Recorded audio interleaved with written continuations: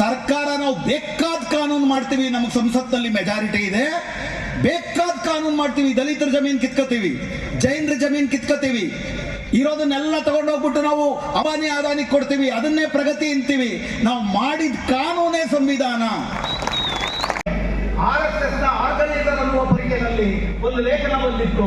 ಅದು ಹೇಳ್ತು, ಮುಸ್ಲಿಮರಲ್ಲ ಈ ದೇಶದ ಆಸ್ತಿ ಜಾಸ್ತಿ ಇಟ್ಕೊಂಡಿರೋರು ಕ್ರಿಶ್ಚಿಯನ್ನರು, ಅವ್ರದ್ದು ಎಷ್ಟೋ ಶಾಲೆಗಳಿದೆ, ಅವ್ರ ಮೇಲೆ ಗಮನ ಹರಿಸಬೇಕು ಅಂತ ಲೇಖನ ಬಂದಿತ್ತು. जनाब शिव सुंदर सर हैं जो पत्रकर्ता हैं और सामाजिक होराटगार हैं और आपका ताल्लुक बेंगलुरु से है। आपने इंजीनियरिंग की है और उसके बावजूद, इंजीनियर होने के बावजूद जो है, चूंकि आपको जो है मुल्क के मसाइल से दिलचस्पी है, इंसाफ के ताल्लुक से दिलचस्पी है, मुनसिफ हैं, इंसाफ पसंद हैं और लोगों के मसाइल को हाईलाइट करके उनको इंसाफ दिलाना चाहते हैं, उस पहलू से आप जो है मीडिया से जुड़े हुए हैं। आपका इस्तकबाल करते हुए मैं आपको राह हमवार करता हूँ।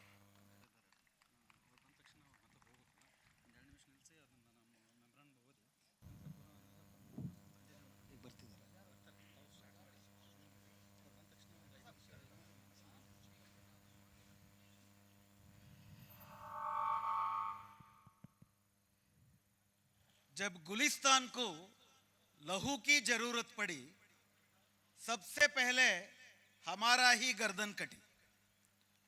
जब गुलिस्तान को लहू की जरूरत पड़ी, सबसे पहले हमारा ही गर्दन कटी। फिर भी कहते हैं ये अहले वतन, फिर भी कहते हैं ये अहले वतन, ये चमन हमारी है तुम्हारी नहीं। ಸಿರ್ಸಿಯ ಸಮಸ್ತ ಮುಸ್ಲಿಂ ಸಮಾಜದ ಬಾಂಧವರೇ, ಈ ಅತ್ಯಂತ ಗಂಭೀರವಾದಂಥ ಮತ್ತು ಮಹತ್ವವಾದಂಥ ಸಭೆಯನ್ನು ಸಂಘಟಿಸಿರುವಂತಹ ಎಲ್ಲ ಸಂಘಟನೆಯ ಬಂಧುಗಳೇ, ಸಿರ್ಸಿಯ ನಾಗರಿಕ ಬಂಧುಗಳೇ, ದೇಶನೇ ಪಂಚರ್ ಆಗಿರಬೇಕಾದ್ರೆ ಅದಕ್ಕೆ ಪಂಚರ್ ಹಾಕಕ್ಕೆ ಅತ್ಯಂತ ಅಗತ್ಯ ಇದೆ. ಪಂಚರ್ ಹಾಕಕ್ಕೆ ಬಂದಿರುವ ಎಲ್ಲ ನನ್ನ ಬಂಧುಗಳೇ, ನಾನು ಮೊದಲು ವಕ್ಫ್ ಬಗ್ಗೆ ಮಾತಾಡುವುದಕ್ಕೆ ಮುಂಚೆ ಇಲ್ಲಿ ಈ ಸಭೆಗೆ ರಕ್ಷಣೆ ಕೊಡಕ್ಕೆ ಬಂದಿರುವ ಪೊಲೀಸರು ಮತ್ತು ಈ ಸಭೆಯನ್ನು ಆಯೋಜಿಸಿರುವ ಆಡಳಿತ ಮಂಡಳಿ, ಈ ಸಂಘಟನಾ ಸಮಿತಿ, ಇವರಿಬ್ಬರನ್ನು ಉದ್ದೇಶಿಸಿ ಒಂದೆರಡು ಮಾತು ಹೇಳಬೇಕಾಗಿದೆ. ಈ ದೇಶ ನಡೀತಿರೋದು ಸಂವಿಧಾನದ ಮೇಲೆ. ಈ ದೇಶದ ಕಾರ್ಯಾಂಗ police, DC, AC, court, high court, supreme court, ಸರ್ಕಾರ, ಲೋಕಸಭೆ, ಶಾಸನಸಭೆ ಇವೆಲ್ಲವೂ ಸಂವಿಧಾನಕ್ಕೆ ಅಡಿಯಾಗಿ ನಡೆಯುತ್ತದೆ. ಮತ್ತು ಈ ಸಂವಿಧಾನವನ್ನು ಬರೆದಿರೋದು ಈ ದೇಶದ ಜನರಾದ ನಾನು ಮತ್ತು ನೀವು. ಸಂವಿಧಾನದ ಮಾಲೀಕರು ನಾವು. ಸಂವಿಧಾನದಲ್ಲಿ ಆರ್ಟಿಕಲ್ 13 ಅಂತ ಒಂದಿದೆ. ಈ ಆರ್ಟಿಕಲ್ 13 ದೇಶ ಎಂಥದೇ ಕಾನೂನು ಮಾಡ್ಬೋದು, ಲೋಕಸಭೆ ಅಥವಾ ಶಾಸನಸಭೆ, ಆದರೆ ಆ ಕಾನೂನುಗಳು ಸಂವಿಧಾನ ಈ ದೇಶದ ಜನರಿಗೆ ಕೊಟ್ಟಿರುವ ಮೂಲಭೂತ ಹಕ್ಕುಗಳಿಗೆ ವಿರುದ್ಧವಾಗಿದ್ದರೆ ಆ ಕಾನೂನು ಶಾಸನಬದ್ಧವಲ್ಲ, ಅದು ರದ್ದಾಗಬೇಕು. ಇದು ಸಂವಿಧಾನ ಹೇಳ್ತಿರುವಂಥ ಮಾತು. ಈ ಸಂವಿಧಾನಕ್ಕೆ ಅಡಿಯಾಗಿ ಲೋಕಸಭೆ ಕಾನೂನು ಮಾಡಬೇಕು, ಈ ಸಂವಿಧಾನಕ್ಕೆ ಅಡಿಯಾಗಿ ಪೊಲೀಸು, DCಗಳು ನಡ್ಕೊಳ್ಬೇಕು. ಈ ಮೂಲಭೂತ ಹಕ್ಕುಗಳ ಭಾಗವಾಗಿ ಮತ್ತೊಂದು ಮೂಲಭೂತ ಹಕ್ಕು ಸಂವಿಧಾನ ನಮ್ಮೆಲ್ಲರಿಗೂ ಕೊಡುತ್ತೆ. ಅದೇನಪ್ಪ ಅಂದರೆ, ನಮಗೆ ಅನ್ಯಾಯ ಆದಾಗ ಅನ್ಯಾಯದ ವಿರುದ್ಧ ಪ್ರತಿಭಟನೆ ಮಾಡುವ ಹಕ್ಕು. ಯಾವುದೇ ಸರ್ಕಾರ ಅಧಿಕಾರಕ್ಕೆ ಬಂದರೂ ಕೂಡ ಪ್ರತಿಭಟನೆ ಮಾಡಕೂಡದು ಅಂತ ಕಾನೂನು ಮಾಡೋದಕ್ಕೆ ಸಾಧ್ಯವೂ ಇಲ್ಲ.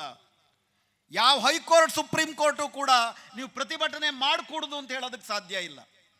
ಏನು ಹೇಳಬಹುದು, ಕೆಲವು ಷರತ್ತುಗಳಿಗೆ ಒಳಪಟ್ಟು ಪ್ರತಿಭಟನೆ ಮಾಡಿ, ಇವತ್ತು ಪ್ರತಿಭಟನೆ ಮಾಡಬೇಡಿ, 144 ಸೆಕ್ಷನ್ ಇದೆ, ಆದ್ದರಿಂದ ಶಾಂತಿ ಭಂಗ ಆಗುತ್ತೆ, ಬೇಡ, ಪ್ರಚೋದನಕಾರಿಯಾಗಿ ಮಾತನಾಡಬೇಡಿ, ಈ ಥರ ಷರತ್ತುಗಳನ್ನು ಹಾಕುವುದು. ಆದರೆ ಒಂದು ಅನ್ಯಾಯ ಆದಾಗ ಅನ್ಯಾಯದ ವಿರುದ್ಧ ಮಾತಾಡುವುದನ್ನು ಕೋರ್ಟು, ಹೈಕೋರ್ಟು, ಸರ್ಕಾರ ಯಾರೂ ಕಿತ್ಕೊಳ್ಳೋಕ್ಕೆ ಆಗುವುದಿಲ್ಲ ಮತ್ತು ಅದನ್ನು ಮಾಡಬೇಡಿ ಅಂತ ಹೇಳಕ್ಕೆ ಬರೋದಿಲ್ಲ. ಮೂರನೇದು, ವಕ್ಫ್ ಪ್ರತಿಭಟನೆಗಳು ಕಳೆದ 1 ತಿಂಗಳಿಂದ ಕರ್ನಾಟಕದಾದ್ಯಂತ ನಡೀತಾ ಇದೆ. 20 ದಿನಗಳ ಹಿಂದೆ ಮಂಗಳೂರಿನಲ್ಲಿ ಆಡ್ಯಾರ್ ಕಣ್ಣೂರು ಭವನದಲ್ಲಿ ಬೃಹತ್ತಾದಂಥ ಒಂದು ಪ್ರತಿಭಟನೆ ಆಯಿತು. ಸುಮಾರು 3-4 ಲಕ್ಷ ಜನ ಸೇರಿದ್ರು. ಆ ಪ್ರತಿಭಟನೆ ಮಾಡೋದಕ್ಕೆ ಮುಂಚೆ ಕರ್ನಾಟಕ ಹೈಕೋರ್ಟಿನಲ್ಲಿ ನ್ಯಾಯಮೂರ್ತಿ ನಾಗಪ್ರಸನ್ನ ಅವರ ಕೋರ್ಟಿನಲ್ಲಿ ಇದಕ್ಕೆ ಪರ್ಮಿಷನ್ ಕೊಡಬೇಕಾ ಕೊಡಬಾರ್ದ ಅನ್ನುವಂತಹ ಒಂದು ವಿವಾದ ನಡೀತು. ಆಗ ನ್ಯಾಯಮೂರ್ತಿ ನಾಗಪ್ರಸನ್ನ ಅವರು ಒಂದು ಆದೇಶವನ್ನು ಕೊಟ್ಟರು. ದಯವಿಟ್ಟು ಈ ಸಂಘಟನಾ ಸಮಿತಿ ಮತ್ತು ಪೊಲೀಸರು ಇಬ್ಬರೂ ಕೂಡ ಇದನ್ನು ತಿಳ್ಕೊಳ್ಬೇಕು. ನ್ಯಾಯಮೂರ್ತಿ ನಾಗಪ್ರಸನ್ನ ಅವರು ಏನು ಹೇಳಿದ್ರು, ಪ್ರತಿಭಟನೆಯನ್ನು ನಿಷೇಧ ಮಾಡಲಿಕ್ಕೆ ಬರೋದಿಲ್ಲ. ಪ್ರತಿಭಟನೆ ಮಾಡಬೇಕಾದ್ರೆ ನೀವು ವಾಹನ ಸಂಚಾರಕ್ಕೆ ಮತ್ತು ಹೆದ್ದಾರಿಗೆ ಅಡೆತಡೆಯನ್ನು ಒಡ್ಡಬೇಡಿ. ಪ್ರತಿಭಟನೆಗೆ ಸರ್ಕಾರದಿಂದ ಅನುಮತಿ ತೆಗೆದುಕೊಳ್ಳಿ. ಸರ್ಕಾರ ಅನುಮತಿ ಕೊಡಬೇಕಾದ್ರೆ ಈ ಪ್ರಕರಣ ಸುಪ್ರೀಂ ಕೋರ್ಟ್ನಲ್ಲಿದೆ ಅನ್ನೋದು ನೆನಪಿನಲ್ಲಿ ಇಟ್ಕೊಳ್ಳಿ. ಇಷ್ಟೇ ಆ ಆದೇಶದ ಸಾರಾಂಶ. ಹೈಕೋರ್ಟಿನ ಆದೇಶದಲ್ಲಿ ವಕ್ಫ್ ಪ್ರತಿಭಟನೆಗಳಿಗೆ ಅವಕಾಶ ಕೊಡಬಾರದು ಅಂತೇಳಿ ನ್ಯಾಯಮೂರ್ತಿ ನಾಗಪ್ರಸನ್ನ ಅವರ ಆದೇಶದಲ್ಲಿ ಎಲ್ಲಿಯೂ ಇಲ್ಲ. ಇದಿಷ್ಟು ಸ್ವಲ್ಪ ನಾವು ನೆನಪಿನಲ್ಲಿ ಇಟ್ಕೊಳ್ಳೋಣ. ಆದರೆ ಅದು ಹೇಗೇ ಇದ್ದರೂ ಕೂಡ ಶಾಂತಿಯುತ ಪ್ರತಿಭಟನೆಗೂ ಒಂದು ಶಿಸ್ತಿರುತ್ತೆ. ಶಾಂತಿಯುತ ಪ್ರತಿಭಟನೆಗಳಿಗೂ ಶಾಂತಿಯುತವಾದಂಥ ಸಮಾವೇಶಗಳಿಗೂ ಕೂಡ ನಾವೇ ಒಂದು ಸಂವಿಧಾನ ಹಾಕ್ಕೋಬೇಕಾಗತ್ತೆ. ಆಗಲೇ ಪ್ರಾಸ್ತಾವಿಕವಾಗಿ ಸಂಘಟಕರು ಮಾತಾಡಿದಂತೆ ಈ ಸಭೆ ಯಾರ ವಿರುದ್ಧವೂ ಅಲ್ಲ. ಈ ಸಭೆ ನಮಗಾಗ್ತಿರೋಂಥ ಅನ್ಯಾಯವನ್ನು ನಾವು ಕೂಗಿ ಹೇಳ್ತಿರೋದು. ನಿಮಗೆ ಕೆನ್ನೆಗೆ ಹೊಡಿತೀನಿ, ನೀವು ಕಿರಿಚ್ಕೊಳ್ಳೂಬಾರ್ದು. ಅಬ್ಬಬ್ಬ ಅಂದರೆ ಅವನು ಬಂದು ನನ್ನ ಕೆನ್ನೆಗೆ ಬಾರಿಸಿದ ಅಂತ ಮಾತ್ರ ಹೇಳಬೇಕು. ಅಯ್ಯಯ್ಯೋ ಅಂತ ಕಿರಿಚ್ಕೊಳ್ಳೂ ಬೇಡ ಅಂತ ಹೇಳಿದ್ರೆ ಹಂಗಾಗಲ್ಲ. ಸಂವಿಧಾನ ಹಂಗೆ ಹೇಳಿಲ್ಲ. ಅನ್ಯಾಯ ಆದಾಗ ಅನ್ಯಾಯ ಅಂತ ಹೇಳಬೇಕಾಗ್ತದೆ. ಈ ಸಭೆ ಪ್ರಧಾನವಾಗಿ ಮತ್ತೊಂದು ನಾನು ಹೇಳಕ್ಕೆ ಬಯಸ್ತೀನಿ, ಇದು ಮುಸ್ಲಿಮರ ಸಮಸ್ಯೆ ಅಲ್ಲ. ವಕ್ಫ್ ಏನು ಕಸದೊಳ್ಳಿಕ್ಕೆ ಹೊರಟಿದ್ದಾರೆ ಅದು ಕೇವಲ ಮುಸ್ಲಿಮರ ಸಮಸ್ಯೆ ಅಲ್ಲ. ಯಾಕೆ ಅಂತ ನಿಮಗೆ ಹೇಳ್ತೀನಿ. ಈ ಮೇ 5ನೇ ತಾರೀಕು, ಇವತ್ತು ಮೇ 2, ಮೇ 5 ಸೋಮವಾರ ಸುಪ್ರೀಂ ಕೋರ್ಟಲ್ಲಿ ಮತ್ತೆ ವಕ್ಫ್ ತಿದ್ದುಪಡಿ ಕಾಯ್ದೆ ಬಗ್ಗೆ ವಿಚಾರಣೆ ಪ್ರಾರಂಭ ಆಗುತ್ತೆ. ಹೋದ ವಾರ ಇದರ ಬಗ್ಗೆ ವಿಚಾರಣೆ ಆಗಬೇಕಾದ್ರೆ ಸುಪ್ರೀಂ ಕೋರ್ಟಿನ 3 ನ್ಯಾಯಾಧೀಶರುಗಳಿಗೇನೆ 2 ಗಂಟೆ ವಾದ ವಿವಾದ ಕೇಳಿದ ತಕ್ಷಣ ಈ ವಕ್ಫ್ ತಿದ್ದುಪಡಿ ಕಾಯ್ದೆನಲ್ಲಿ 3 ಮುಖ್ಯವಾದಂಥ ಅಂಶಗಳು ಅನ್ಯಾಯಯುತವಾಗಿದೆ ಅಂತ ಅನಿಸಿ ಮಧ್ಯಂತರ ಆದೇಶ ಕೊಡೋಕ್ಕೆ ಹೊರಟುಬಿಟ್ಟಿದ್ರು. ಆಗ ಮೋದಿ ಸರ್ಕಾರದ ವಕೀಲರು ನಮಗಿನ್ನೊಂದು ನಾಳೆ ತನಕ ಟೈಮ್ ಕೊಡಿ ಅಂತ ಕೇಳಿ ಮಾರನೇ ದಿವಸ ಬಂದು ಇದುವರೆ ತನಕ ಏನೇನು ಪೆಟಿಷನ್ ಹಾಕಿದ್ದಾರೆ ಈ ಪೆಟಿಷನರ್ಗಳ ಪೆಟಿಷನ್ಗೆ ನಾನು ಉತ್ತರ ಕೊಡುವುದಕ್ಕೆ 1 ವಾರ ಟೈಮ್ ಕೊಡಿ ಅಂತ ಕೇಳಿದ್ರು. ಹೀಗಾಗಿ ಮೇ 5ಕ್ಕೆ ಮುಂದೂಡಿದರೆ ಮೋದಿ ಸರ್ಕಾರ ಯಾರ್ಯಾರು ವಕ್ಫ್ ತಿದ್ದುಪಡಿ ಕಾಯ್ದೆ ತಪ್ಪು ಅಂತ ಸುಪ್ರೀಂ ಕೋರ್ಟ್ನಲ್ಲಿ ದಾವೆ ಹೂಡಿದ್ದಾರೆ ಆ ದಾವೆಗಳಿಗೆ ಉತ್ತರವಾಗಿ 1332 ಪುಟದ ಅಫಿಡವಿಟ್ ಸಲ್ಲಿಸಿದ್ದಾರೆ. ಇದು ಯಾತಕ್ಕೆ ವಕ್ಫ್ಗೆ ಮಾತ್ರ ಸೀಮಿತವಾದದ್ದಲ್ಲ ಅಂತ ಹೇಳ್ತೀನಿ, ದಯವಿಟ್ಟು ತಿಳ್ಕೊಳ್ಳಿ. ಯಾತಕ್ಕೆ ವಕ್ಫ್ ಕಾಯ್ದೆ ಮಾಡಲೇಬೇಕು ಬಂತು ಅಂತ ಅವರು ಸುಮಾರಷ್ಟು ಹೇಳಿದ್ದಾರೆ. ಅದಾದ್ಮೇಲೆ ಅತ್ಯಂತ ಮುಖ್ಯವಾಗಿ ಒಂದು ಅಂಶ ಹೇಳ್ತಾರೆ, ಸಂಸತ್ತು ಒಂದು ಸತಿ ಕಾನೂನು ಮಾಡಿದ ಮೇಲೆ ಆ ಕಾನೂನನ್ನು ರದ್ದು ಮಾಡುವುದಕ್ಕೆ ಸುಪ್ರೀಂ ಕೋರ್ಟ್ಗೆ ಹಕ್ಕಿಲ್ಲ. ಸಂಸತ್ತು ಒಂದು ಸತಿ ಕಾನೂನು ಮಾಡಿದ ಮೇಲೆ ಅದಕ್ಕೆ ಮಧ್ಯಂತರ ಆದೇಶವನ್ನು ಕೊಟ್ಟರೆ ಸಂಸತ್ತಿನ ಅಧಿಕಾರವನ್ನು ಕಸಿದುಕೊಂಡಂಗಾಗುತ್ತೆ.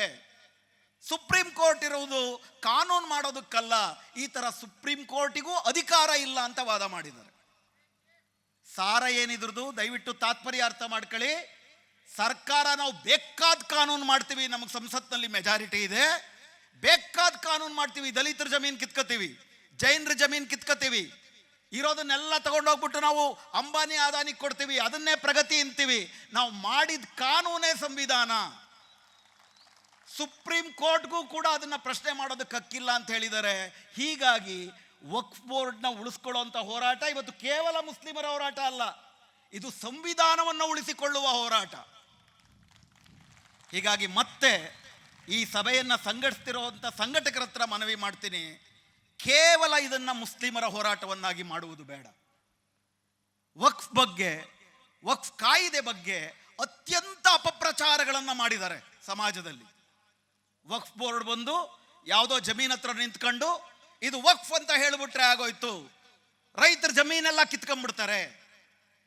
ಒಂದ್ಸತಿ ವಕ್ಫ್ ಬೋರ್ಡ್ ಜಮೀನು ಕಿತ್ಕೊಂಡ್ಬಿಟ್ರೆ ವಕ್ಫ್ ಟ್ರಿಬ್ಯುನಲ್ಲಿ ಅದ್ರ ಬಗ್ಗೆ ಆದೇಶ ಬಂದರೆ ಅದಕ್ಕೆ ಹೈಕೋರ್ಟಲ್ಲೂ ಅಪೀಲ್ ಇಲ್ಲ.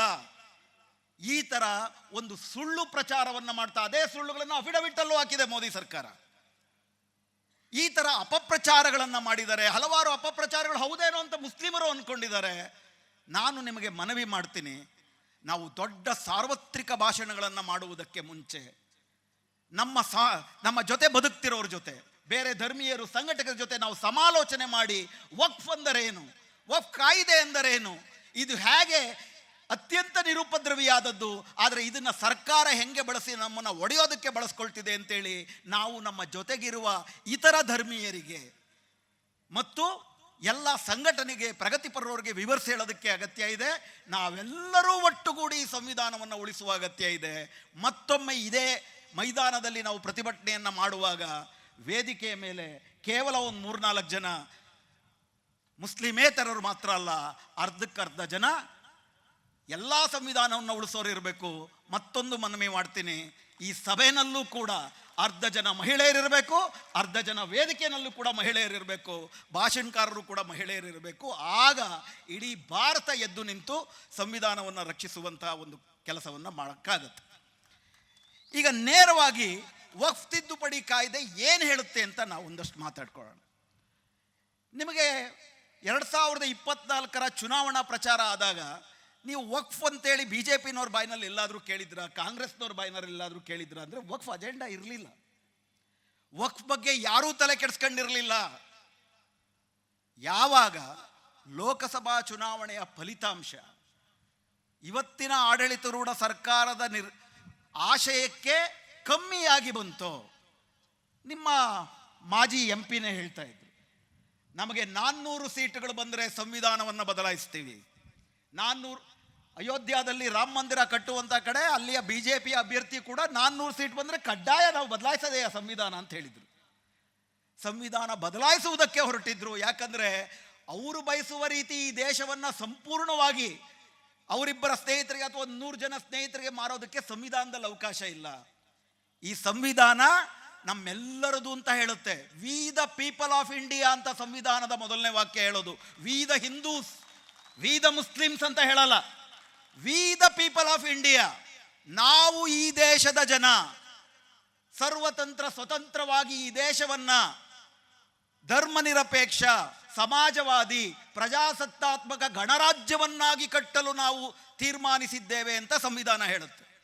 ಈ ದೇಶದ ಜನ ಧರ್ಮ, ಜಾತಿ, ಲಿಂಗ ಭೇದ ಭಾವ ಇಲ್ದಿರೋ ಒಂದು ಅಂತ ಕಟ್ಟಿರೋ ಈ ಸಂವಿಧಾನ ಅವರ ಬಯಕೆಗೆ ತಕ್ಕನಾಗಿಲ್ಲ. ಅವ್ರು ಸಂವಿಧಾನ ಬದಲಾಯಿಸಬೇಕು ಅಂತಿದ್ರು. ವಿಶೇಷವಾಗಿ ಉತ್ತರ ಭಾರತದ ದಲಿತರು ಮತ್ತು OBCಗಳು ಪಾಠ ಕಲಿಸಿದ್ರು. ಅವ್ರು ಅಂದ್ಕೊಂಡಷ್ಟು ಸೀಟ್ಗಳು ಬರಲಿಲ್ಲ. ಹೀಗಾಗಿ ಫಸ್ಟ್ ಟೈಮ್ ಮೋದಿಯವರು ಪ್ರಧಾನಮಂತ್ರಿ ಆದಮೇಲೆ ಬೇರೆ ಇಬ್ಬರ ಕ್ರಚಸ್ನ ಇಟ್ಕೊಂಡು ಅವ್ರು ಇವತ್ತು ಅಧಿಕಾರ ಮಾಡಬೇಕಾಗಿದೆ. ಆದರೆ ಹಂಗಿದ್ರೂ ಕೂಡ 400 ಸೀಟ್ ಬಂದಿರೋ ರೀತಿ ಇವತ್ತು ಕಾನೂನುಗಳನ್ನ ಮಾಡೋಕ್ಕೋದ್ರು. ಮತ್ತೆ ಈ ದೇಶವನ್ನು ಹಿಂದೂ ಮುಸ್ಲಿಂ ಅಂತ ಮಾಡಿ ಧ್ರುವೀಕರಣ ಮಾಡಲಿಲ್ಲ ಅಂದರೆ, ಮುಸ್ಲಿಮರು ನಿಮ್ದೆಲ್ಲ ಆಸ್ತಿ ಕಿತ್ಕೊಳ್ಳೋಕೆ ಬಂದಿದ್ದಾರೆ. ಲೋಕಸಭೆಯಲ್ಲಿ ಭಾಷಣ ಕೇಳಿರ್ಬೇಕು ನೀವು. ಕಾಂಗ್ರೆಸ್ ಅಧಿಕಾರಕ್ಕೆ ಬಂದರೆ ಮಂಗಳಸೂತ್ರ ಕಿತ್ಕೊಳ್ಳುತ್ತೆ. ನಿಮ್ಮ ಹತ್ರ 2 ಎಮ್ಮೆ ಇದ್ದರೆ 1 ಎಮ್ಮೆ ಕಿತ್ಕೊಂಡು ಹೋಗ್ತಾರೆ. ನಿಮ್ಮ ಹತ್ರ 2 ಎಕರೆ ಜಮೀನು ಇದ್ದರೆ ಈ ಜಮೀನು ಕಿತ್ಕೊಂಡು ಹೋಗ್ತಾರೆ. ಸಾಸಿವೆ ಡಬ್ಬಿನಲ್ಲಿ ನಮ್ಮ ಹೆಣ್ಣುಮಕ್ಕಳು ದುಡ್ಡಿಟ್ಟಿದ್ರೆ ಅದನ್ನು ಕಿತ್ಕೊಂಡು ಹೋಗ್ತಾರೆ. ಒಂದು ಆತಂಕವನ್ನು ಸೃಷ್ಟಿ ಮಾಡಿ ಹಿಂದೂಗಳ ರಕ್ಷಣೆಗೆ ನಾವಿರೋದು ಅಂತೇಳಿ ಮತ್ತೆ ಅವರು ಶುರು ಮಾಡಿದ್ದಾರೆ. ಅದಕ್ಕೆ 3 ಇತ್ತು ಅವ್ರ ಹತ್ರ ರಾಮಬಾಣ. ರಾಮ ಮಂದಿರ ಕಟ್ಟಬೇಕು, ಬಾಬರಿ ಮಸೀದಿ ಕೆಡಬೇಕು ಅಂತಿತ್ತು, ಅದಾಗೋಯ್ತು. ಕಾಶ್ಮೀರ ನಮ್ಮದ ಮುಕುಟಮಣಿ, ಅಲ್ಲಿರೋ ಜನ ಅಲ್ಲ ಮತ್ತೊಬ್ಬರಲ್ಲ, ಅವ್ರ ಅಭಿಪ್ರಾಯ ಕೇಳಬೇಕಾಗಿಲ್ಲ. ಕಾಶ್ಮೀರಕ್ಕೆ ಆರ್ಟಿಕಲ್ 370 ರದ್ದು ಮಾಡಬೇಕು, ಅದೇ ಇವತ್ತು ಈ ದೇಶ ಉಳಿಸೋದಕ್ಕೆ ಏಕೈಕ ಸಾಧನ ಅಂತಿದ್ರು, ಅದು ಆಗೋಯ್ತು. ಯೂನಿಫಾರ್ಮ್ ಸಿವಿಲ್ ಕೋಡ್ ಬೇರೆ ಬೇರೆ ರಾಜ್ಯಗಳು ಮಾಡ್ತಾ ಇದ್ದಾವೆ. ಈಗಾಗಲೇ ಏನು ಮಾಡಬೇಕು? ಯಾವುದೂ ಅಜೆಂಡಾ ಇಲ್ದಿರಬೇಕಾದ್ರೆ ಇದ್ದಕ್ಕಿದ್ದಾಗೆ 2024 ಆಗಸ್ಟಲ್ಲಿ ಲೋಕಸಭೆಯಲ್ಲಿ ಯಾರಿಗೂ ಗೊತ್ತಿರಲಿಲ್ಲ. ಯಾರಿಗೆ ಅಂತಂದರೆ ಅವರ ಜೊತೆಗೆ NDA ಪಕ್ಷದಲ್ಲಿರೋರಿಗೂ ಗೊತ್ತಿರಲಿಲ್ಲ. ವಕ್ಫ್ ಬಿಲ್ನ ಮಂಡನೆ ಮಾಡಿಬಿಟ್ರು. ಅದಕ್ಕೆ ಎಂಥ ಒಳ್ಳೆಯ ಹೆಸರಿಟ್ಟಿದ್ದಾರೆ ಅಂತಂದರೆ, ನಾವು ಈ ಸರ್ಕಾರವನ್ನು ಒಂದು ವಿಷಯದಲ್ಲಿ ಮೆಚ್ಕೋಬೇಕು. ಅವರು ಮಾಡೋದು ಅನಾಚಾರ, ಮನೆ ಮುಂದೆ ಬೃಂದಾವನ. ಎಂಥ ಕಾಯ್ದೆಗಳನ್ನ ಮಾಡ್ತಾರೆ ಅಂತಂದರೆ, ನಿಮಗೆ ಬೆನ್ನಿಗೆ ಚೂರಿ ಹಾಕೋ ಕಾಯ್ದೆ ಮಾಡ್ತಾರೆ, ನಿಮಗೆ ಔಷಧಿ ಅಮೃತ ಕುಡಿಸ್ತಿದ್ದೀವಿ ಅಂತ ಹೆಸರಿಟ್ಟಿರ್ತಾರೆ. ಉದಾಹರಣೆಗೆ ಮತಾಂತರ ನಿಷೇಧ ಕಾಯ್ದೆ ಅಂತ ತಂದರು. ಅದಕ್ಕೆ ಹೆಸರೇನಪ್ಪ ಅಂದರೆ ರಿಲಿಜಿಯಸ್ ಫ್ರೀಡಮ್ ಕಾಯ್ದೆ ಅಂತ, ಧಾರ್ಮಿಕ ಸ್ವಾತಂತ್ರ್ಯ ಕಾಯ್ದೆ. ವಿಷಯ ಏನಪ್ಪ ಅಂದ್ರೆ ಮತಾಂತರ ನಿಷೇಧ ಮಾಡೋದು. ಹಾಗೇನೆ ವಕ್ಫ್ ಕಾಯ್ದೆಗೆ ಅವರ ಹೆಸರಿಟ್ಟಿದ್ದೇನಪ್ಪ ಅಂದರೆ United Waqf management empowerment efficiency and development, UMEED. ಆ ಮೂರನ್ನು ಒಟ್ಟಿಗೆ ಸೇರಿಸಿದ್ರೆ ಏನಾಗುತ್ತೆ? ಉಮೀದ್ ಅಂತ ಆಗುತ್ತೆ. ಉಮೀದ್. ಉಮೀದ್ ಅಂದ್ರೆ ಏನು ಉರ್ದುನಲ್ಲಿ? ಉಮೀದ್, ಭರವಸೆ, ಆಸೆ. ಮಾಡ್ತಿರೋದೇನು? ನಿಮ್ಮ ಎಲ್ಲ ಆಸೆಗಳನ್ನು ಕಿತ್ಕೊಳ್ಳೋದು, ನಿಮ್ಮ ಹತ್ರ ಎಲ್ಲ ಕಿತ್ಕೊಳ್ಳೋದು. ಹೆಸರೇನಪ್ಪ ಅಂದರೆ ಉಮೀದ್. ಏನೇನು ಮಾಡ್ತೀವಿ ನಾವು ಅಧಿಕಾರಕ್ಕೆ ಬಂದರೆ? ವಕ್ಫ್ ಕಾಯ್ದೆನ ಯಾತಕ್ಕೆ ತಿದ್ದುಪಡಿ ಮಾಡ್ತಿದ್ದೀವಿ? ವಕ್ಫನ್ನು ಮ್ಯಾನೇಜ್ಮೆಂಟ್ ನಿರ್ವಹಣೆ ಮಾಡುವುದಕ್ಕೆ, ಎಂಪವರ್ಮೆಂಟ್ ಸಬಲೀಕರಣಗೊಳಿಸುವುದಕ್ಕೆ, ಎಫಿಷಿಯನ್ಸಿ ದಕ್ಷತೆಯನ್ನು ತರುವುದಕ್ಕೆ, ಡೆವಲಪ್ಮೆಂಟ್ ಅಭಿವೃದ್ಧಿ ಮಾಡೋದಕ್ಕೆ ಅಂತ. ಏನು ಮಾಡಬೇಕಂತಿದ್ದಾರೆ ಅನ್ನೋದಕ್ಕೆ ಮುಂಚೆ ಈ ವಕ್ಫ್ ಅಂದ್ರೇನು, ವಕ್ಫ್ ಬೋರ್ಡ್ ಅಂದ್ರೇನು, ವಕ್ಫ್ ಟ್ರಿಬ್ಯುನಲ್ ಅಂದ್ರೇನು, ಇದನ್ನ ಸ್ವಲ್ಪ ನಾವು ತಿಳ್ಕೋಬೇಕು. ಆಗಲೇ ಇವ್ರು ತಿದ್ದುಪಡಿ ಏನು ಮಾಡ್ತಿದ್ದಾರೆ ಅನ್ನೋದು ನಮಗೆ ಗೊತ್ತಾಗುತ್ತೆ. ಇಲ್ಲಿರೋರು ನಿಮ್ಮೆಲ್ಲರಿಗೂ ಕೂಡ ಗೊತ್ತು, ನಿಮಗದನ್ನು ವಿಶೇಷವಾಗಿ ಹೇಳಬೇಕಾಗಿಲ್ಲ. ಯಾರು ಸರ್ಕಾರದ ಪರವಾಗಿ ಬಂದಿದ್ದಾರೆ, ಯಾರು ಗೊತ್ತಿಲ್ಲ ಅವ್ರನ್ನ ಉದ್ದೇಶಿಸಿ ಮಾತಾಡ್ತಿದ್ದೀನಿ. ಈಗಾಗಲೇ ಗೊತ್ತಿರೋರು ದಯವಿಟ್ಟು ಕ್ಷಮಿಸಿ. ವಕ್ಫ್ ಅಂದ್ರೇನು? ಅರಬ್ಬಿ ಭಾಷೆನಲ್ಲಿ ಕೊನೆ, ದಿ ಎಂಡ್ ಅಂತ ಅರ್ಥ.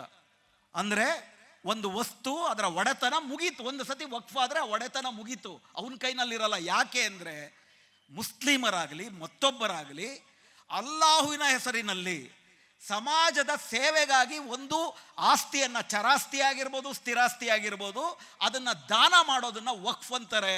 ಅದರ ಒಡೆತನ ಯಾರಿಗೆ ಸೇರಿದ್ದು? ಅಲ್ಲಾಹ್ಗೆ ಸೇರಿದ್ದು. ಯಾರೂ ಕೂಡ ವಕ್ಫ್ ಇರೋಂಥ ನಿಮ್ಮ ಜಮೀನನ್ನು ಬೇಕಾದರೆ ನೀವು ಲೀಸಿಗೆ ಕೊಡ್ಬೋದು, ಆದರೆ ಮಾರ್ಕೊಳಕ್ಕೆ ಬರಲ್ಲ. ಯಾಕಂದರೆ ವಕ್ಫಿನ ಮಾಲೀಕ ಯಾರು? ಅಲ್ಲ. ಅದನ್ನು ನೀವು ಒಡೆತನ ವರ್ಗಾವಣೆ ಮಾಡಕ್ಕೆ ಬರೋದಿಲ್ಲ. ಯಾವತ್ತಿಂದ ಇದೆ ವಕ್ಫು ಈ ದೇಶದಲ್ಲಿ? ಇಸ್ಲಾಮಿನ ಬಗ್ಗೆ ಅರ್ಥ ಮಾಡ್ಕೊಂಡಿರೋರು ಎಲ್ಲರಿಗೂ ಕೂಡ ಗೊತ್ತಿದೆ.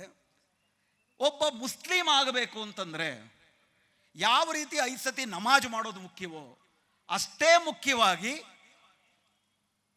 ಆತನಿಗೆ ಆದಾಯ ಇದ್ದರೆ ರಂಜಾನ್ ಟೈಮ್ನಲ್ಲಿ ಝಕಾತನ್ನು ಕೊಡುವುದು, 2.5% ಝಕಾತ್ ಕೊಡುವುದು ಒಬ್ಬ ಮುಸ್ಲಿಮನ ಕರ್ತವ್ಯ.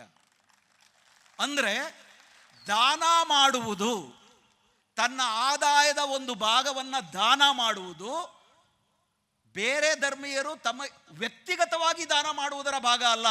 ಅದು ಇಸ್ಲಾಮಿನ ಭಾಗ, ಇಸ್ಲಾಮಿನ ಸಂಪ್ರದಾಯದ ಭಾಗ. ಹಿಂದೂಗಳಲ್ಲಿ ದಾನ ಮಾಡುವುದು, ಒಬ್ಬ ಹಿಂದೂ ಅಂತಂದ್ರೆ ಹೇಳಬೇಕಾದ್ರೆ ಒಬ್ಬ ಬ್ರಾಹ್ಮಣ ಆಗೋದಕ್ಕೆ, ಒಬ್ಬ ಲಿಂಗಾಯತ ಆಗೋದಕ್ಕೆ, ಒಬ್ಬ ಕುರುಬ ಆಗೋದಕ್ಕೆ, ಒಬ್ಬ ಒಕ್ಕಲಿಗ ಆಗೋದಕ್ಕೆ ದಾನ ಮಾಡೋದು ಕಡ್ಡಾಯ ಅಲ್ಲ.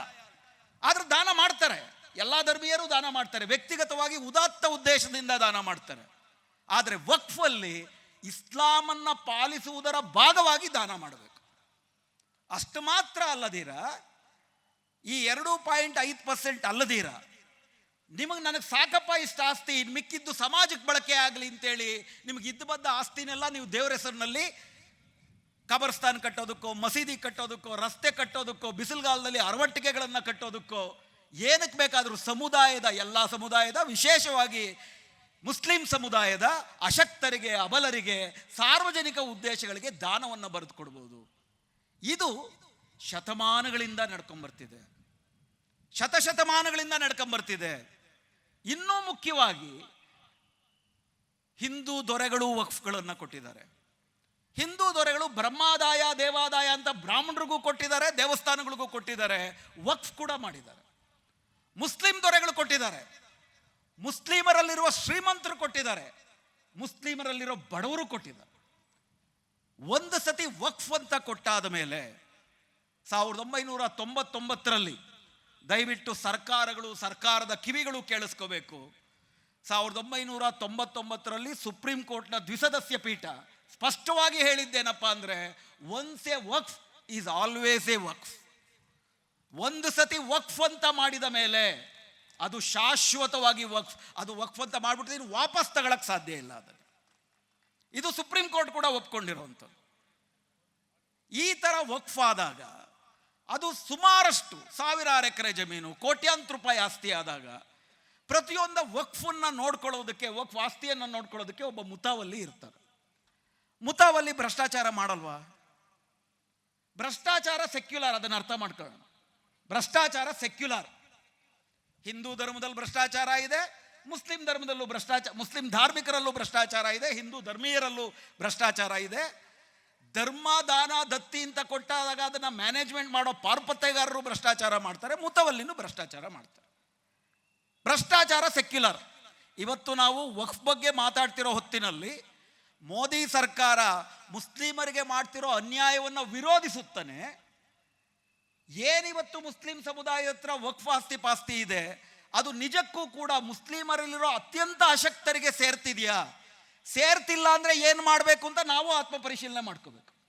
ಅದಕ್ಕೆ ಬೇಕಾಗಿರೋ ಕಾನೂನು ಮಾಡ್ಕೋಬೇಕು, ಅದು ನಮ್ಮ ಒಳಗಿನ ವಿಷಯ.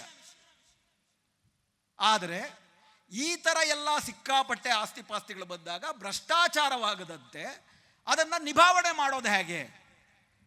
ಅದು ಹಿಂದೂ ಧರ್ಮಕ್ಕೂ ಅನ್ವಯಿಸುತ್ತೆ, ಮುಸ್ಲಿಂ ಧರ್ಮಕ್ಕೂ ಅನ್ವಯಿಸುತ್ತೆ. ಬ್ರಿಟಿಷರು 1927ರಲ್ಲಿ ಹಿಂದೂ ಎಂಡೋಮೆಂಟ್ ಆ್ಯಕ್ಟ್ ಅಂತ ಮಾಡಿದ್ರು, 1932ರಲ್ಲಿ ಮುಸ್ಲಿಂ ವಕ್ಫ್ನ ಕಾಯ್ದೆ ಅಂತಲೂ ಮಾಡಿದ್ರು. ಸ್ವಾತಂತ್ರ್ಯ ಬಂದ ಮೇಲೆ ವಿಶೇಷವಾಗಿ ಸಂವಿಧಾನ ನಮಗೆ ಕೊಟ್ಟಿರೋ ಮೂಲಭೂತ ಹಕ್ಕುಗಳಲ್ಲಿ ಒಂದು article 26, article 15, article 14, article 26, article 300 ಬಹಳ ಮುಖ್ಯವಾದದ್ದು. ದಯವಿಟ್ಟು ಇದನ್ನು ಕಿವಿಗೊಟ್ಟು ಕೇಳಿ. ಆರ್ಟಿಕಲ್ 15 ತುಂಬ ಸ್ಪಷ್ಟವಾಗಿ ಏನು ಹೇಳುತ್ತೆ? ಸರ್ಕಾರ ಕೇವಲ ಧರ್ಮವನ್ನು ಆಧರಿಸಿ ತಾರತಮ್ಯ ಮಾಡಬಾರದು. Equality before law, equal protection before law, article 15. ಈ ಹಿಂದೆ ಹಂಗಿರಲಿಲ್ಲ. ಯಾವುದೋ ಒಂದು ಧರ್ಮದ ಸರ್ಕಾರ ಇತ್ತು ಅಂದರೆ ಅವ್ರು ಬೇಕಾದ ಮಾಡ್ಬೋದಾಗಿತ್ತು. ಆದರೆ ಈಗ ಆರ್ಟಿಕಲ್ 15ರ ಪ್ರಕಾರ ಸರ್ಕಾರ ಹಿಂದೂಗಳಿಗೊಂದು ಮುಸ್ಲಿಮರಿಗೊಂದು ಅಂತ ತಾರತಮ್ಯ ಮಾಡಂಗಿಲ್ಲ, ಗಂಡಸರಿಗೊಂದು ಹೆಂಗಸರಿಗೊಂದು ಅಂತ ತಾರತಮ್ಯ ಮಾಡಂಗಿಲ್ಲ. ಆರ್ಟಿಕಲ್ 26ರ ಪ್ರಕಾರ ಈ ದೇಶದಲ್ಲಿ ಹಲವಾರು ಧರ್ಮಗಳಿದ್ದಾವೆ.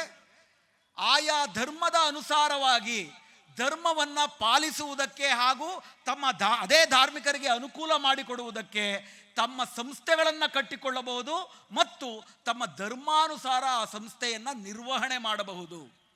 ಟು ಅಡ್ಮಿನಿಸ್ಟರ್ ಅಂಡ್ ಮ್ಯಾನೇಜ್, ತಮ್ಮ ವಕ್ಫುಗಳನ್ನು ನಿರ್ವಹಣೆನೂ ಮಾಡ್ಬೋದು, ಅವರು ಆಡಳಿತವನ್ನು ಮಾಡ್ಬೋದು ಅಂತ ಆರ್ಟಿಕಲ್ 26 ಕೊಡುತ್ತೆ. ಅಷ್ಟೇ ಮುಖ್ಯವಾದದ್ದು ಆರ್ಟಿಕಲ್ 300. ನಾನು ಒಂದು ಆಸ್ತಿಯ ಒಡೆಯನಾದರೆ ನಾನು ನನ್ನ ಆಸ್ತಿಯನ್ನು ಏನು ಬೇಕಾದರೂ ಮಾಡ್ಬೋದು, ಬೀದಿನಲ್ಲಿ ಬಿಸಾಕ್ಬೋದು, ಸುಟ್ಟಾಕ್ಬೋದು, ಇಷ್ಟ ಬಂದವ್ರಿಗೆ ದಾನ ಮಾಡ್ಬೋದು. ಇದು ನನ್ನ ಆಸ್ತಿ, ನಾನು ಬೇಕಾದಂಗೆ ಮಾಡ್ತೀನಿ.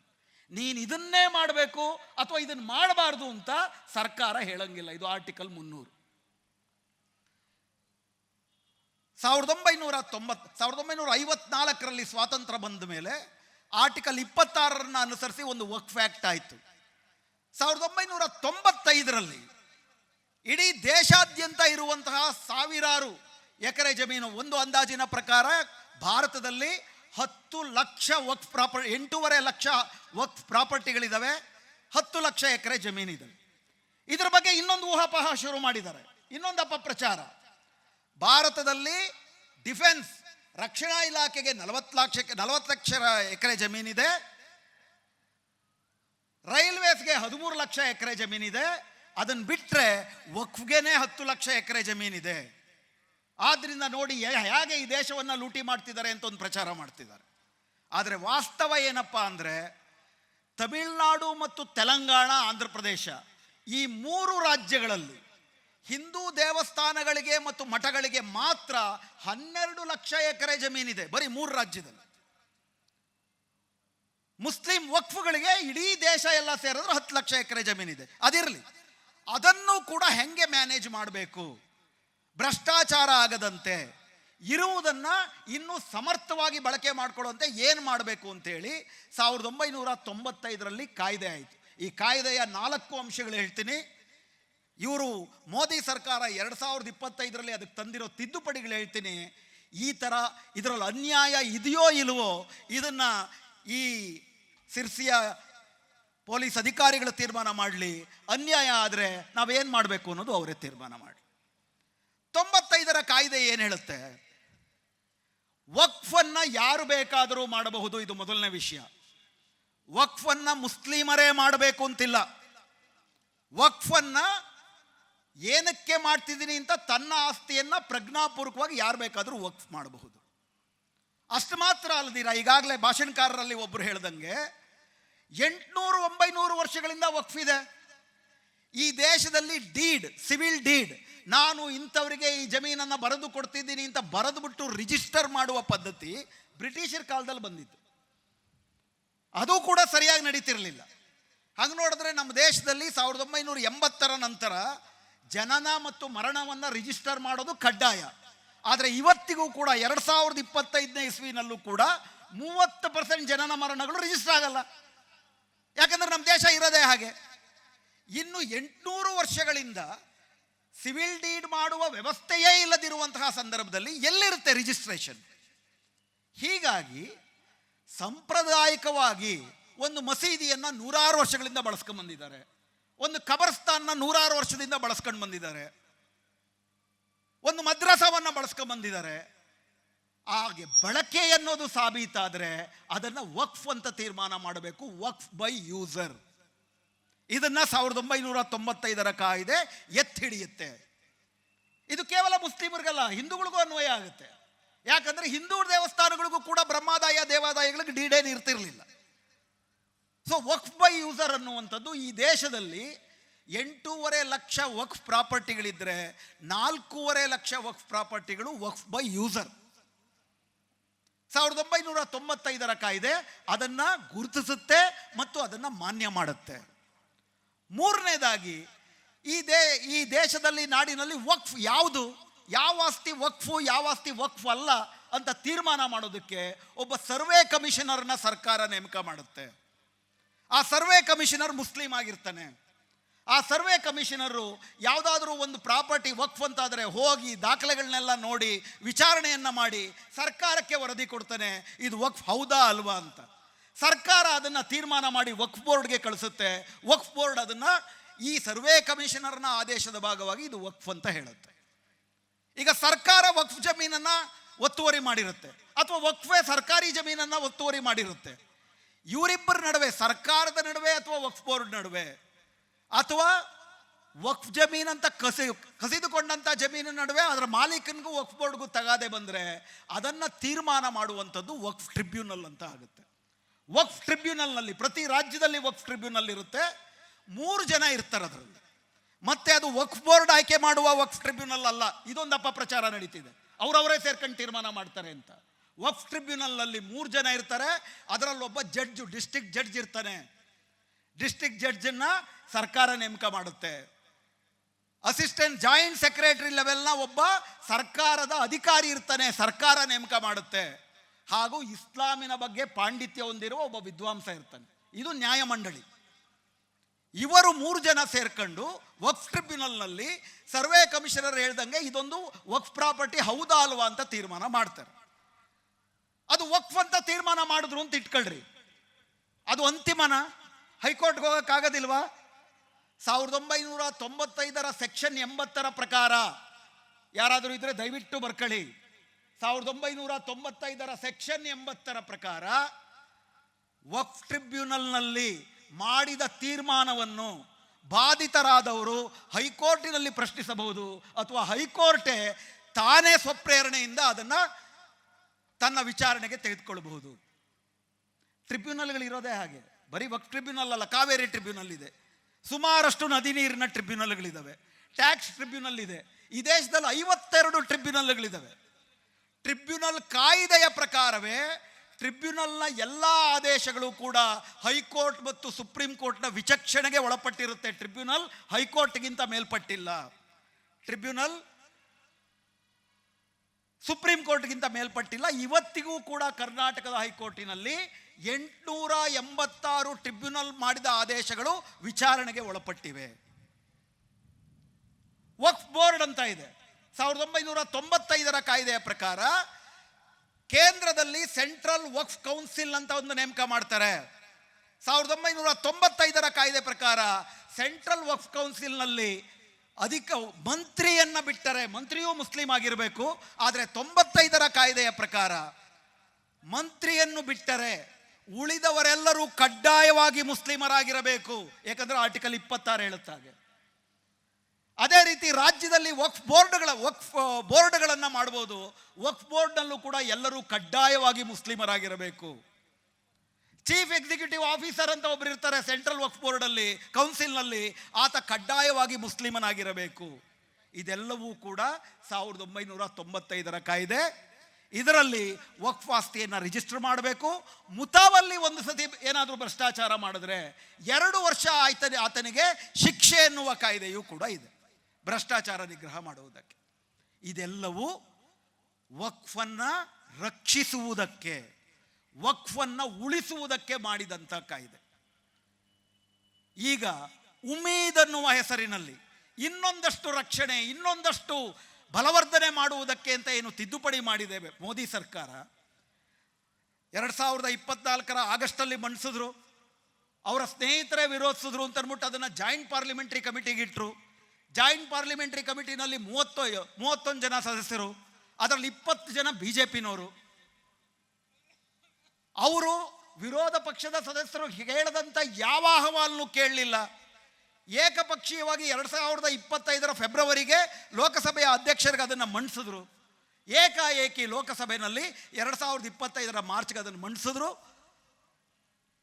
12 ಗಂಟೆ 15 ಗಂಟೆ ಚರ್ಚೆ ಎನ್ನುವಂತಹ ನಾಟಕಗಳು ನಡೆದು. ಚರ್ಚೆ ಅಂದರೆ ಅರ್ಥ ಏನು? ನೀವು ಹೇಳಿದ್ದನ್ನು ನಾನು ಕೇಳಿಸ್ಕೋಬೇಕು, ನಾನು ತಪ್ಪಿದ್ರೆ ತಿದ್ಕೋಬೇಕು. ನೀನೇನಾದರೂ ಹೇಳ್ಕ ನಾನು ತೀರ್ಮಾನ ಮಾಡಿದ್ದೀನಿ ಅಂತ ಹೇಳಿದ್ರೆ ಚರ್ಚೆ ಹೆಂಗಾಗುತ್ತದೆ? ರಾಷ್ಟ್ರಪತಿಯ ಅಂಕಿತವೂ ಆಯಿತು, ಆಮೇಲೆ ಸುಪ್ರೀಂ ಕೋರ್ಟ್ಗೆ ಹೋಯಿತು. ಸೊ ಈಗ ಆ ಕಾಯ್ದೆ ಏನು ಹೇಳುತ್ತೆ? ಮೊದಲನೇದು, ವಕ್ಫ್ ಯಾರು ಮಾಡಬಹುದು? ದಯವಿಟ್ಟು ಕೇಳಿಸ್ಕೊಳ್ಳಿ. ಮೋದಿ ಸರ್ಕಾರ ತಂದಿರುವ ತಿದ್ದುಪಡಿಯ ಪ್ರಕಾರ ವಕ್ಫನ್ನು ಮುಸ್ಲಿಮರೇ ಮಾಡಬೇಕು, ಮುಸ್ಲಿಮೇತರರು ಮಾಡಬಾರದು. ಎರಡನೇದಾಗಿ 5 ವರ್ಷಗಳ ಕಾಲ ಆ ವಕ್ಫ್ ಮಾಡುವ ಮುಸ್ಲಿಮು ತಾನು ಮುಸ್ಲಿಂ ಆಚರಣೆಯಲ್ಲಿ ತೊಡಗಿದ್ದೀನಿ ಅಂತ ಡೆಮಾನ್ಸ್ಟ್ರೇಟ್ ಮಾಡಬೇಕು. ಕೇಳಿಸ್ಕೊಳ್ಳಿ, ನಾನು ಮುಸ್ಲಿಂ ಅಂತ ಯಾರ ಹತ್ರ ಸಾಬೀತು ಮಾಡಬೇಕು? ಮೋದಿ ಹತ್ರ. ನಾನೊಬ್ಬ ಮುಸ್ಲಿಂ ಅನ್ನೋದಕ್ಕೆ ಏನೇನು ಮಾಡಬೇಕು? ನಾನು ನಮಾಜ್ ಓದಬೇಕು 5 ಸತಿ, ಹಜ್ಗೆ ಹೋಗಿ ಬರಬೇಕು ತಾಕತ್ತಿದ್ರೆ, ನಾನು ಜಕಾತ್ ಕೊಡಬೇಕು. ಯಾರ ಹತ್ರ ಸಾಬೀತು ಮಾಡಬೇಕು? ಹೆಂಗೆ ಸಾಬೀತು ಮಾಡಬೇಕು? ಅದನ್ನು 5 ವರ್ಷ ಸರ್ಕಾರ ಸಾಬೀತು ಮಾಡಿದ್ರೆ ಮಾತ್ರ ಒಬ್ಬ ಮುಸ್ಲಿಮು ತನ್ನಗಿರೋ ಆಸ್ತಿಯನ್ನು ಕೂಡ ವಕ್ಫ್ ಅಂತ ಮಾಡಬಹುದು.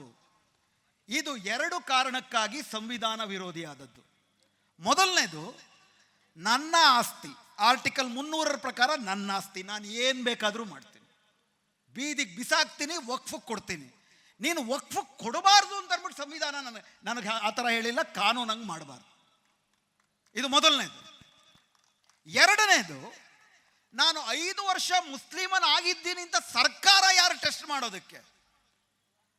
ಸಂವಿಧಾನದ ಆರ್ಟಿಕಲ್ 25ರ ಪ್ರಕಾರ ನಾನು ಮುಸ್ಲಿಂ ಅಂತ ನಾನು ಭಾವಿಸಿದರೆ ಪ್ರಜ್ಞಾಪೂರ್ವಕವಾಗಿ ಥ್ರೂ ಮೈ ಕಾನ್ಸೈಸ್, ಪ್ರಜ್ಞಾಶೀಲವಾಗಿ ನಾನು ಮುಸ್ಲಿಂ ಅಂದ್ರೆ ನಾನು ಮುಸ್ಲಿಂ ಅಷ್ಟೇ. ಆರ್ಟಿಕಲ್ 25ಅನ್ನು ಉಲ್ಲಂಘಿಸ್ತೀರಿ. ಮೂರನೇದಾಗಿ, ಇತರ ಧರ್ಮೀಯರಿಗೆ, ಜೈನರಿಗೆ, ಬೌದ್ಧರಿಗೆ, ಹಿಂದೂಗಳಿಗೆ ಆಯಾ ಧರ್ಮೀಯರು ದಾನ ದತ್ತಿ ಕೊಟ್ಟರೆ ಅವರು 5 ವರ್ಷ ಹಿಂದೂಗಳಾಗಿದ್ದಾರೋ ಇಲ್ವೋ, ಜೈನರಾಗಿದ್ದರೋ ಇಲ್ವೋ ಅಂತ ಪರಿಶೀಲನೆ ಮಾಡುವ ಕಾನೂನು ಯಾಕಿಲ್ಲ? ಬರೀ ಮುಸ್ಲಿಮರಿಗೆ ಮಾತ್ರ ಯಾಕೆ ಈ ಕಾನೂನು? ಇದು ತಾರತಮ್ಯ ಮಾಡುವ ಕಾನೂನು. ಆರ್ಟಿಕಲ್ 15ಅನ್ನು ವಿರೋಧಿಸುತ್ತೆ. ಇದು ಆರ್ಟಿಕಲ್ 15 ಏನು ಹೇಳುತ್ತೆ? ಯಾವುದೇ ಧರ್ಮವನ್ನು ಆಧರಿಸಿ ತಾರತಮ್ಯ ಮಾಡಬಾರದು ಕಾನೂನುಗಳಲ್ಲಿ ಅಂತ ಹೇಳುತ್ತೆ. ಈ ವಕ್ಫ್ ತಿದ್ದುಪಡಿ ಕಾಯ್ದೆ ಮುಸ್ಲಿಮರು ಅನ್ನುವ ಕಾರಣಕ್ಕಾಗಿ ತಾರತಮ್ಯ ಮಾಡುತ್ತೆ. ಎರಡನೇದು, ವಕ್ಫ್ ಬೈ ಯೂಸರ್.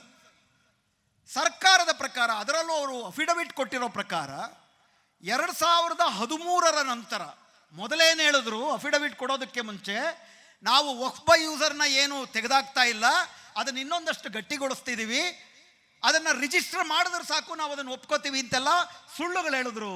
ಇವತ್ತು ಅಫಿಡವಿಟ್ಟಲ್ಲಿ ಏನು ಹೇಳ್ತಿದ್ದಾರೆ ಅಂದರೆ 2013ರ ನಂತರ ವಕ್ಫ್ ಆಸ್ತಿ ಪಾಸ್ತಿಗಳು 3-4 ಪಟ್ಟು ಜಾಸ್ತಿ ಆಗಿಬಿಟ್ಟಿವೆ. ಬೇರೆ ಬೇರೆಯವ್ರ ಜಮೀನನ್ನು ವಶಪಡಿಸ್ಕೊಂಡ್ಬಿಟ್ಟಿದ್ದಾರೆ ವಕ್ಫ್ ಬೈ ಯೂಸರ್ ಅನ್ನೋ ಹೆಸರಲ್ಲಿ. ಆದ್ದರಿಂದ ವಕ್ಫ್ ಬೈ ಯೂಸರ್ನ ನಿಯಂತ್ರಣ ಮಾಡುವ ಅಗತ್ಯ ಇದೆ ಅಂತ ಅಂದ್ಬಿಟ್ಟು ಅಫಿಡವಿಟ್ಟಲ್ಲಿ ವಾದ ಮಾಡ್ತಾರೆ. ಆದರೆ ಬೇರೆಯವರ ಜಮೀನನ್ನು ವಕ್ಫ್ ಅಂತ ವಶಪಡಿಸ್ಕೊಂಡಿದ್ದೇ ನಿಜವಾಗಿದ್ದ ಪಕ್ಷದಲ್ಲಿ ವಕ್ಫ್ ಟ್ರಿಬ್ಯುನಲಲ್ಲಿ ಅದೇ ಪ್ರಮಾಣಕ್ಕೆ ಕೇಸುಗಳು ದಾಖಲಾಗಿರ್ಬೇಕಲ್ವಾ? ವಕ್ಫ್ ಟ್ರಿಬ್ಯುನಲ್ ಕೇಸುಗಳಷ್ಟು ದಾಖಲಾಗಿಲ್ಲ. ಇದು ಒಂದು. ಎರಡನೇದು, ನಾನು ಆಗಲೇ ಹೇಳಿದಾಗೆ 8.5 ಲಕ್ಷ ವಕ್ಫ್ ಪ್ರಾಪರ್ಟಿಗಳಲ್ಲಿ 4.5 ಲಕ್ಷ ವಕ್ಫ್ ಪ್ರಾಪರ್ಟಿಗಳು ವಕ್ಫ್ ಬೈ ಯೂಸರ್. ಈಗ ಒಂದು ಕಾನೂನಲ್ಲಿ ವಕ್ಫ್ ಬೈ ಯೂಸರ್ ರದ್ದು ಅಂತ ಬರದ ತಕ್ಷಣ 4.5 ಲಕ್ಷ ಆಸ್ತಿ ಪಾಸ್ತಿಗಳನ್ನು, ಅದು ಮಸೀದಿ ಇರ್ಬೋದು, ಮದ್ರಸಾ ಇರ್ಬೋದು, ಕಬ್ರಸ್ತಾನ್ ಇರ್ಬೋದು, ಇವೆಲ್ಲವೂ ಏಕಾಏಕಿ ವಕ್ಫ್ ಅಲ್ಲ ಅಂತ ಆಗ್ಬಿಡುತ್ತೆ. ಅಂದರೆ ಮುಸ್ಲಿಂ ಸಮುದಾಯ ಸಾಮುದಾಯಿಕವಾಗಿ ಏನು ಕೆಲವು ಹಕ್ಕುಗಳನ್ನು ಪಡ್ಕೊಂಡಿತ್ತು, ಒಂದು ಸಣ್ಣ ಕಾನೂನಿನ ಮೂಲಕ ಕಿತ್ಕೊಳ್ಳುವಂತಹ ಒಂದು ಅತ್ಯಂತ ಕುತಂತ್ರಪೂರಿತವಾದಂಥ ಕಾಯ್ದೆಯನ್ನು ಇದರಲ್ಲಿ ಸೇರಿಸಿದೆ. ಮೂರನೇದಾಗಿ, ಸರ್ಕಾರದ ಜಮೀನುಗಳನ್ನು ವಕ್ಫ್ ವಶಪಡಿಸಿಕೊಂಡಿದೆ. ಸರ್ಕಾರ ವಶಪಡಿಸಿಕೊಂಡಿದ್ರೆ ಆ ವಕ್ಫ್ ಜಮೀನನ್ನು ಅದು ಸರ್ಕಾರಿ ಜಮೀನೋ ಅಲ್ವೋ ಅಂತ ತೀರ್ಮಾನ ಮಾಡುವುದು ಹೇಗೆ? ಈಗ ಚಿಂತನ್ ಅವ್ರದ್ದು ಒಂದು ಜಮೀನಿದೆ, ನಾನು ಅದು ನನ್ನ ಜಮೀನು ಅಂತ ಚಿಂತನ್ ಹತ್ರ ಕಸಿದ್ಕೊಂಡ್ಬಿಟ್ಟಿದ್ದೀನಿ. ನಮ್ಮಿಬ್ಬರಲ್ಲಿ ಯಾರು ತೀರ್ಮಾನ ಮಾಡ್ಬೇಕು ಅದನ್ನು? ಚಿಂತನ್ ತೀರ್ಮಾನ ಮಾಡಿದ್ರೆ ಸರಿಯಾ, ನಾನು ತೀರ್ಮಾನ ಮಾಡಿದ್ರೆ ಸರಿಯಾ? ನಾನು ಚಿಂತನ್ ಇಬ್ಬರು ತೀರ್ಮಾನ ಮಾಡಬಾರ್ದು, ಲೋಹಿತ್ ಕೂತ್ಕೋಬೇಕು. ಅದಕ್ಕೆ ಮೂರನೇವ್ರು ಬರಬೇಕು. ಯಾಕಂದರೆ ನಾನು ಇಂಟ್ರೆಸ್ಟೆಡ್ ಪಾರ್ಟಿ, ಇದರಲ್ಲಿ ಚಿಂತನ್ ಅವರು ಇಂಟ್ರೆಸ್ಟೆಡ್ ಪಾರ್ಟಿ. ಇನ್ನೂ ತುಂಬ ಮುಖ್ಯವಾದಂಥ 2 ವಿಷಯಗಳಿವೆ, ಅದನ್ನು ಹೇಳಿ ನಾನು ಮಾತು ಮುಗಿಸ್ತೀನಿ. ಈಗಾಗಲೇ 1995 ಕಾಯ್ದೆ ಬಗ್ಗೆ ನಾನು ಹೇಳಿದಂತೆ ಸಂಪೂರ್ಣವಾಗಿ ಮುಸ್ಲಿಮರೇ ಇರಬೇಕು. ಯಾಕಂದರೆ ಅದು ಮುಸ್ಲಿಮರ ಧಾರ್ಮಿಕ ದತ್ತಿ ವಿಷಯಕ್ಕೆ ಸಂಬಂಧಪಟ್ಟದ್ದು. ಇದರಲ್ಲೇನು ಮಾಡಿದ್ದಾರೆ, ಕಡ್ಡಾಯವಾಗಿ 2 ಮುಸ್ಲಿಮೇತರರು ಇರಬೇಕು. ಸೆಂಟ್ರಲ್ ವಕ್ಫ್ ಕೌನ್ಸಿಲ್ನಲ್ಲಿ 2 ಇರಬೇಕು, ರಾಜ್ಯದ ವಕ್ಫ್ ಬೋರ್ಡಲ್ಲಿ 2 ಇರಬೇಕು ಅನ್ನುವಂಥದ್ದು. अहबाब जमात से गुजारिश की जाती है, बस चंद मिनट में फंक्शन ख़त्म होने वाला है, आप तमाम वहीं पे बैठे रहिए. आप इस महफिल के आन बान शान है, आपसे गुजारिश की जाता है बस चंद मिनटों में. इसके बाद और एक मुकर्रर है, अहम बात आपको समझाने वाले वफ़ के ताल्लुकात में अहम प्रोग्राम है, आप इसको कामयाब बनाइए. शुक्रिया. ಇದು ಬೇರೆ ದತ್ತಿ ಧರ್ಮಗಳಲ್ಲಿ ಇಲ್ಲ. ಈ ಅಫಿಡವಿಟ್ ಅಲ್ಲಿ ಕೂಡ ಅವ್ರು ಹೇಳ್ತಿರೋದು ಏನಪ್ಪ ಅಂದರೆ, ವಕ್ಫ್ ಅನ್ನೋ ಅಂಥದ್ದು ವಿಕಾಸಗೊಳ್ಳುತ್ತಿರೋ ಕಾಯ್ದೆ, ಅದರಿಂದ ನಾವು ಮಾಡ್ತೀವಿ ಅಂತೇಳಿ. ಇದು ಅತ್ಯಂತ ಅನ್ಯಾಯಪೂರಿತವಾದದ್ದು. ಇರೋದಾದರೆ ಎಲ್ಲ ಧರ್ಮದ ದತ್ತಿ ಮಂಡಳಿಗಳಲ್ಲೂ ಇರಲಿ. ತಿರುಪತಿ ತಿಮ್ಮಪ್ಪನ ದೇವಸ್ಥಾನ ಟ್ರಸ್ಟಲ್ಲಿ ಕಸ ಗುಡಿಸೋರಿಂದ ಹಿಡಿದು ಅಧಿಕಾರಿ ತನಕ ಬರೀ ಹಿಂದೂಗಳೇ ಇರಬೇಕು ಅಂತ ಮೊನ್ನೆ ಕಾಯ್ದೆ ಮಾಡಿದ್ದಾರೆ. ಕಾಶಿನಲ್ಲಿ ಕಾಶಿ ವಿಶ್ವನಾಥ ಟೆಂಪಲ್ ಡೆವಲಪ್ಮೆಂಟ್ ಟ್ರಸ್ಟಲ್ಲಿ ಯಾವ ಕಾರಣಕ್ಕೂ ಕೂಡ ಹಿಂದೂಗಳು ಇರಬಾರ್ದು ಅಂತ ಕಾನೂನು ಮಾಡಿದ್ದಾರೆ. ಆದರೆ ಇದರಲ್ಲಿ ಮಾತ್ರ ಕಡ್ಡಾಯವಾಗಿ ಮುಸ್ಲಿಮೇತರ ಇರಬೇಕು ಅಂತ ಮಾಡಿದ್ದಾರೆ. ಜೊತೆಗೆ ಸೆಂಟ್ರಲ್ ವಕ್ಫ್ ಕೌನ್ಸಿಲಲ್ಲಿ 22 ಜನ ಸದಸ್ಯರಿದ್ದರೆ ಕಡ್ಡಾಯವಾಗಿ ಕೇವಲ 10 ಜನ ಮಾತ್ರ, ಇನ್ನು 10 ಜನ ಮಾತ್ರ ಮುಸ್ಲಿಮರಾಗಿರ್ತಾರೆ, ಇನ್ನು 12 ಜನ ಮುಸ್ಲಿಮೇತರರೂ ಆಗಿರುವ ಅವಕಾಶವನ್ನು ಮಾಡಿಕೊಟ್ಟಿದ್ದಾರೆ. ರಾಜ್ಯ ವಕ್ಫ್ ಬೋರ್ಡ್ನಲ್ಲಿ 11 ಜನ ಸದಸ್ಯರಿದ್ದರೆ ಅದರಲ್ಲಿ ಕಡ್ಡಾಯವಾಗಿ ಕೇವಲ 4 ಜನ ಮುಸ್ಲಿಮರು, ಉಳಿದ 7 ಜನ ಮುಸ್ಲಿಮೇತರರು ಕೂಡ ಇರಬಹುದು. ಸೊ ಹೀಗಾಗಿ ಸ್ನೇಹಿತರೆ, ಇದು ಎಲ್ಲ ದೃಷ್ಟಿಯಿಂದಲೂ ಕೂಡ ಮುಸ್ಲಿಮರಿಗೆ ತಾರತಮ್ಯ ಮಾಡುವ ಕಾಯ್ದೆ. ಅದಕ್ಕಿಂತಲೂ ಮುಖ್ಯವಾಗಿ ನಾನು ಪ್ರಾರಂಭದಲ್ಲಿ ಹೇಳಿದಂತೆ, ಸುಪ್ರೀಂ ಕೋರ್ಟು ಈ ಕಾನೂನನ್ನ ತಡೆಗಟ್ಟುವಂತಹ ಮಧ್ಯಪ್ರವೇಶ ಮಾಡಲೇಬಾರ್ದು. ಯಾಕಂದರೆ ಸಂವಿಧಾನಕ್ಕಿಂತ ಸಂಸತ್ತು ಸುಪ್ರೀಮು ಅಂತ ಮೋದಿ ಸರ್ಕಾರ ಹೇಳ್ತಿದೆ. ಸೊ ಹೀಗಾಗಿ ಇದು ಕೇವಲ ಮುಸ್ಲಿಮರ ಸಮಸ್ಯೆಯಾಗಿ ಉಳಿದಿಲ್ಲ. ವಕ್ಫ್ ಕಾಯ್ದೆ ಜಾರಿಯಾದ ಮಾರನೇ ದಿನವೇ RSSನ ಆರ್ಗನೈಸರ್ ಅನ್ನುವ ಪತ್ರಿಕೆಯಲ್ಲಿ ಒಂದು ಲೇಖನ ಬಂದಿತ್ತು. ಅದು ಹೇಳ್ತು, ಮುಸ್ಲಿಮರದಲ್ಲ ಈ ದೇಶದ ಆಸ್ತಿಪಾಸ್ತಿ ಜಾಸ್ತಿ ಇಟ್ಕೊಂಡಿರೋರು ಕ್ರಿಶ್ಚಿಯನ್ನರು, ಅವ್ರದ್ದು ಎಷ್ಟೋ ಶಾಲೆಗಳಿದೆ, ನಾವು ಅವ್ರ ಮೇಲೆ ಗಮನ ಹರಿಸ್ಬೇಕು ಅಂತ ಲೇಖನ ಬರೆದ್ರು. ಬೌದ್ಧಗಯಾ ಅಂತಿದೆ, ನಿಮಗೆ ಗೊತ್ತಿರ್ಬೋದು. ಬೌದ್ಧಗಯಾ ಅಂತ ಹೇಳೋದೇನೆ ಬುದ್ಧನಿಗೆ ಸೇರಿದ್ದದು. ಬುದ್ಧಗಯಾ ಅಡ್ಮಿನಿಸ್ಟ್ರೇಷನ್ ಟ್ರಸ್ಟಲ್ಲಿ 9 ಜನ ಇದ್ದರೆ 5 ಜನ ಹಿಂದೂಗಳು, 4 ಜನ ಮಾತ್ರ ಬುದ್ಧರು. ಇದಿಲ್ಲಿಗೆ ನಿಲ್ಲೋದಿಲ್ಲ.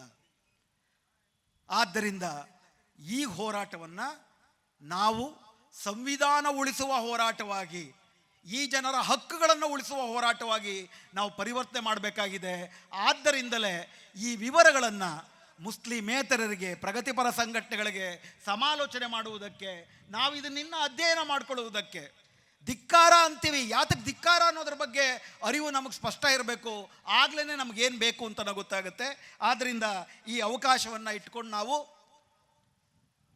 ವಕ್ಫ್ನೂ ಕೂಡ, ವಕ್ಫ್ ಆಸ್ತಿಗಳೂ ಕೂಡ ಸಾಧ್ಯವಾದಷ್ಟು ಮುಸ್ಲಿಂ ಸಮುದಾಯದ ಅತ್ಯಂತ ಅಶಕ್ತರಿಗೆ ಸೇರುವ ರೀತಿ ಹೇಗೆ ಮಾಡ್ಬೋದು ಅಂತ ಯೋಚಿಸಬೇಕು. ಅಂತಿಮವಾಗಿ ಬೇರೆಯವ್ರಿಗೇನೋ ಆಗುತ್ತೆ ಅಂತ ನಾವು ಸುಮ್ಮನೆ ಕೂತಿದ್ರೆ ನಾಳೆ ನಮ್ಮನೆಗೂ ಕೂಡ ಆ ಭೂತ ಹೇಗೆ ಬರುತ್ತೆ ಅಂತೇಳಿ ಜರ್ಮನಿನಲ್ಲಿ ಒಬ್ಬ ಮಾರ್ಟಿನ್ ನೆಮ್ಯುಲರ್ ಅಂತ ಒಬ್ಬ ಪಾದ್ರಿ ಬರೆದಿದ್ದ ಒಂದು ಕವನ ಹೇಳಿ ನಾನೊಂದು ಮಾತು ಮುಗಿಸ್ತೀನಿ. ಆಗ ಜರ್ಮನಿನಲ್ಲಿ ಹಿಟ್ಲರು ಯಹೂದಿಗಳನ್ನು, ಕಮ್ಯುನಿಸ್ಟರನ್ನ, ಟ್ರೇಡ್ ಯೂನಿಯನಿಸ್ಟ್ಗಳನ್ನ, ಮುಸ್ಲಿಮರನ್ನ ಹುಡುಕಿ ಕೊಲ್ತಿದ್ದ. ಪ್ರೊಟೆಸ್ಟೆಂಟ್ಗಳು ನಮಗೇನು ಆಗಲ್ಲ ಅಂತ ಅಂದ್ಬಿಟ್ಟು ಸುಮ್ಮನಿದ್ರು. ಹಂಗೆ ಸುಮ್ಮನಿದ್ದಾಗ ಒಬ್ಬ ಪಾದ್ರಿ ಮಾರ್ಟಿನ್ ನೆಮ್ಯುಲರ್ನು ಕೂಡ ಅರೆಸ್ಟ್ ಮಾಡಿದ್ರು. ಅವನು ಬರೆದ, ಮೊದಲು ಅವರು ಕಮ್ಯುನಿಸ್ಟರನ್ನು ಹುಡುಕಿ ಬಂದರು, ನಾನು ಸುಮ್ಮನಿದ್ದೆ ಏಕೆಂದರೆ ನಾನು ಕಮ್ಯುನಿಸ್ಟ್ ಆಗಿರಲಿಲ್ಲ. ನಂತರ ಅವರು ಯಹೂದಿಗಳನ್ನು ಹುಡುಕಿ ಬಂದರು, ನಾನು ಸುಮ್ಮನಿದ್ದೆ ಏಕೆಂದರೆ ನಾನು ಯಹೂದಿ ಆಗಿರಲಿಲ್ಲ. ನಂತರ ಅವರು ಮುಸ್ಲಿಮರನ್ನು ಹುಡುಕಿ ಬಂದರು, ನಾನು ಸುಮ್ಮನಿದ್ದೆ ಏಕೆಂದರೆ ನಾನು ಮುಸ್ಲಿಮನಾಗಿರಲಿಲ್ಲ. ನಂತರ ಅವರು ಕೆಥೋಲಿಕರನ್ನು ಹುಡುಕಿ ಬಂದರು, ನಾನು ಸುಮ್ಮನಿದ್ದೆ ಏಕೆಂದರೆ ನಾನು ಕೆಥೋಲಿಕನಾಗಿರಲಿಲ್ಲ. ಆದರೆ ನಂತರ ಅವರು ನನ್ನನ್ನೇ ಹುಡುಕಿ ಬಂದರು, ಆಗ ನನ್ನ ಪರವಾಗಿ ಧ್ವನಿ ಎತ್ತಲು ಯಾರೂ ಇರಲಿಲ್ಲ. ಅಂಥ ಸಂದರ್ಭ ಬರದೇ ಇರಲಿ, ಒಟ್ಟಾಗಿ ಈ ದೇಶವನ್ನು ಉಳಿಸ್ಕೊಳ್ಳೋಣ ಅಂತೇಳಿ ನನ್ನ ಮಾತು.